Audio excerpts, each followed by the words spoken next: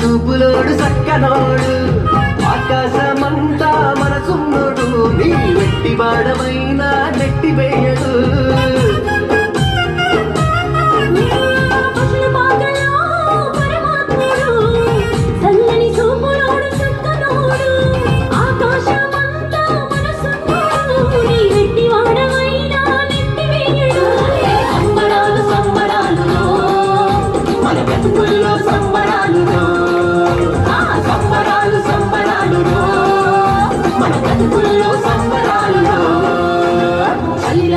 ఎదురు చూసే